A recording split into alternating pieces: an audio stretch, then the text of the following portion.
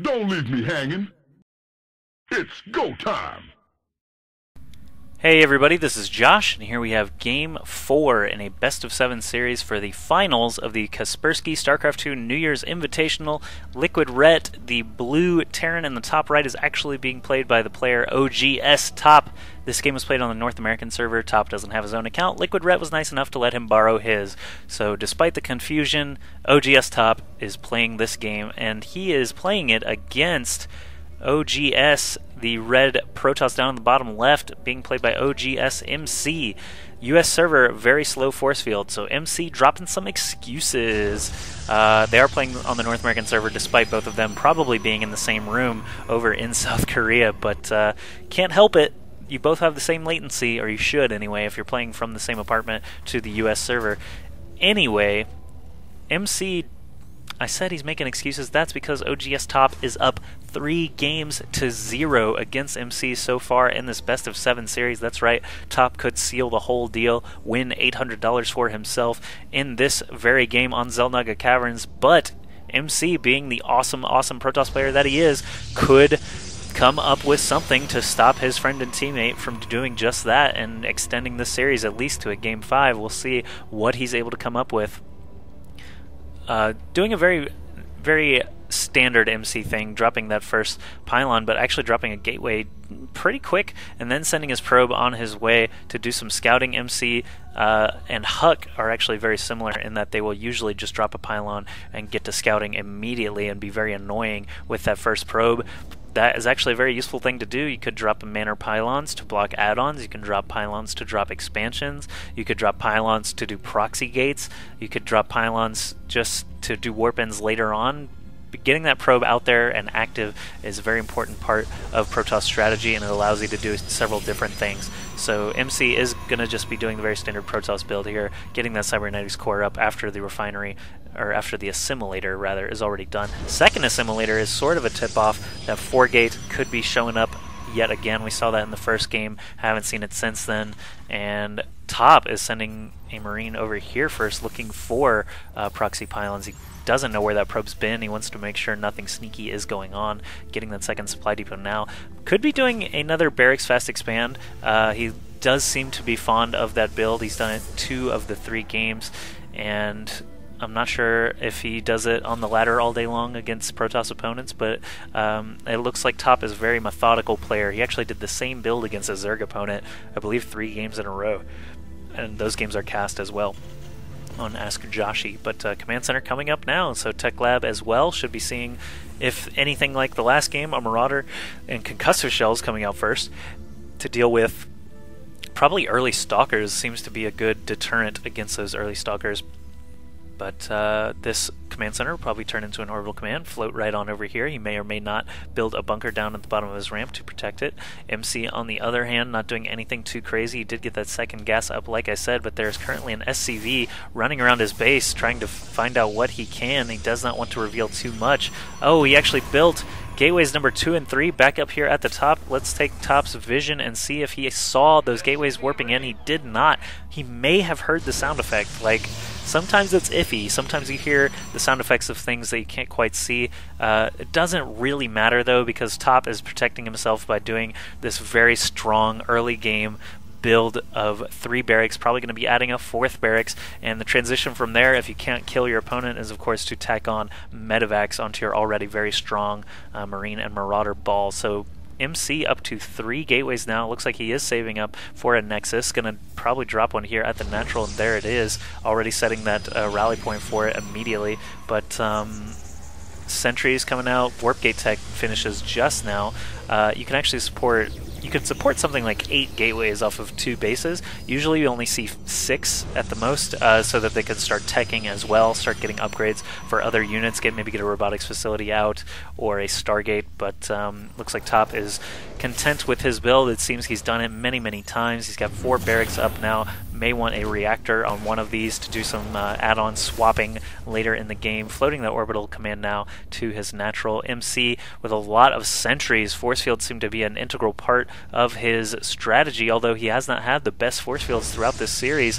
He's had a couple of really iffy questionable force fields, but now robotics facility coming as well. So 3-gate robo with an expansion mixed in.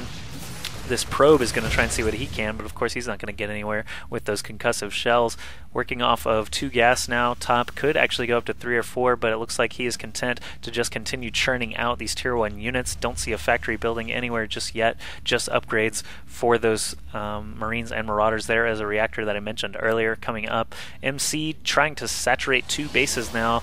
He actually is not building probes at either of them, instead spending a lot of money here on an Immortal very quickly, and actually starting to move up the map a little bit towards the Xel'Naga Tower on the right side. He's going to find an SCV here they can quickly dispatch, but Top will then know what's coming. Actually, Top has his own forces coming south here, going to catch these Stalkers a little bit unaware, and now MC and Top both have to decide, do they want to start fighting right now? It looks like MC is going to back away, as is Top, so Top will just remain in control of this Xel'Naga Tower while MC hangs on to the other one. So both of these guys basically splitting the map in terms of vision right now.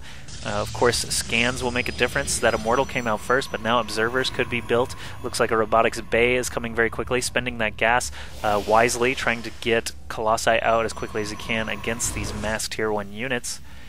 Nothing crazy going on in top space, though. I really expected a factory. Oh, there's the factory being built right now. I was going to say I expected a factory to be done, but, you know, it's still pretty early in this game, all in all, after building 4 barracks and a second orbital command. Speaking of that orbital command, let's take a look at income and see if those mules are doing Top any good. There we see about 500 more minerals per minute at any given time. Gas is actually going in favor of MC now that he has those simulators coming up. Top is dropping a scan there, trying to see what's going on. He doesn't see any Colossus, so he may continue the attack or may not. It looks like he is going to back off, at least until Stim is done. It's nearly done there. He is actually expanding very quickly again here, going for that 3rd base. We saw this a little bit on Shakira's Plateau. Didn't end up making a big difference as he was already winning that game, but now he's actually taking out the rocks here at the gold base too, so maybe a double expand is in order. I don't know. We'll see if this floats to the gold or over to the standard blue minerals on the left side there. Looks like oGsTOP has 90 supply army. MC is lagging a bit behind. He's at 82 now. He was saving up a lot of minerals and gas there, though, to get thermal lances and his first Colossus started. Top, on the other hand, is investing solely in these very small supply units, Marines and Marauders. Factory should be done by now. Yes, Starport is actually about to finish. There it does. So we'll see if he actually flips these around. Starport going onto the reactor pretty much means he can build medevacs right away to support his bio ball, or he can start getting Vikings to deal with Colossi, which I'm sure he can imagine MC is going to start building. He saw the Immortals already there. He drops the scan and sees the robotics bay researching thermal lance. So Top actually is getting medevacs first before Vikings. It looks like he's going to be a little... That's more of an offensive play than a defensive play. A Ghost Academy coming up. So EMPs could actually make their debut in this series, and a Twilight Council coming for MC, so not sure what he's going to be researching with that. He started to do something like this on Shakira's Plateau, ended up getting Zealot Charge upgrade and a Templar Archive. Not sure which we're going to see this time around, though. Look at this, Top positioning some Marines down here on the bottom. Looks like he is ready to do an attack on a mineral line at any moment. The scouting factory does not really want to build any Hellions or siege tanks. The Marines are coming in now. I'm watching the minimap just to make sure MC doesn't get away with attacking Top's army without me noticing. These Marines actually stem up and take out a few probes, but now he sees this Colossus just melting him down. He's not even microing these Marines. He's just going to let them all die to those laser beam sweeps. We'll see the worker count right now. Top is way ahead now, 51 harvesters against 37. That mineral count and gas count are way above MC's right now. Obviously did just pull a bunch of probes off of gas and has not returned them back on there yet. Instead just click them all to that single mineral patch and let them fan out on their own. Now he returns them back into the gas.